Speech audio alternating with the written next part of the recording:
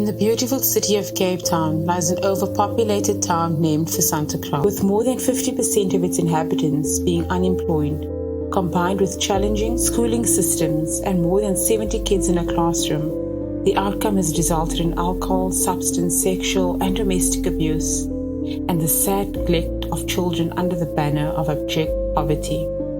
Coming here, we saw a huge need. Originally, we thought that we would just be working in a space with orphans and foster families.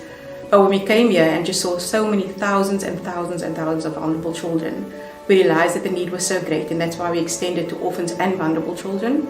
And from then on, it's just been one day at a time. In 2019, we officially registered as the Father's Heart Community Development, and we got this lovely building that we're currently in right now. And we just started doing what we felt that we needed to do and serving this community in the best way we knew how. Father's Heart doen baie dinge in die community.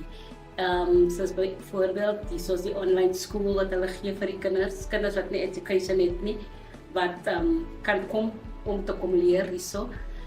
As daar hoef die kinders op die strate rond te loop en rond te speel nie. Hulle kom na Father's Heart, hulle leer baie dinge hierso.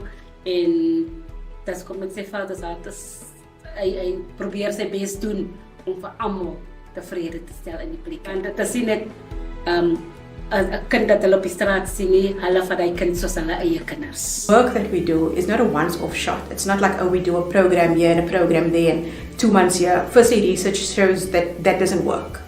You know, it's long-term, it's consistent, it's relational, it's loving these children all the time, it's talking to them, it's being their safe adult, it's being their safe need. And over years, because what we're trying to do is we're trying to change generational poverty and hurt and trauma and all of those things. That doesn't happen overnight. So a lot of these children that have been with us since we opened our doors. And only maybe in the first year or two, you start seeing small changes, and it's not going to be miraculous. That's why we celebrate the small wins. As they grow with us, as we grow with them, and we keep on plowing into them day in and day out. Eventually, every child that comes out of the Father's Heart has only graduated. Once they have finished tertiary education, which is really important, there's only a 1.1% tertiary rating for Santa Claus, that they are in a job, that they are stable, that they are loving and nurturing parents themselves.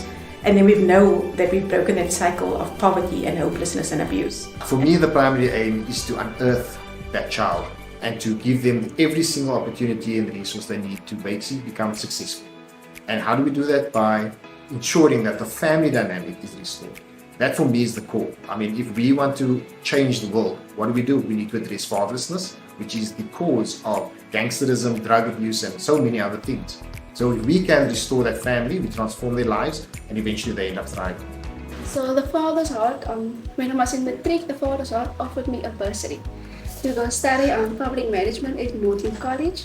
And now I have to complete an internship for 18 months. And the bursary that the Father's Heart sponsored, it was fully paid, and everything was sorted. Everything was perfect. I completed my studies, I passed, and yeah, with the help of the Father's Heart. Do not limit yourself to this area. Do not put on walls when it comes to where you are now. The Santa Claus doesn't determine your future. It doesn't describe you as a person. You can always get out of this place.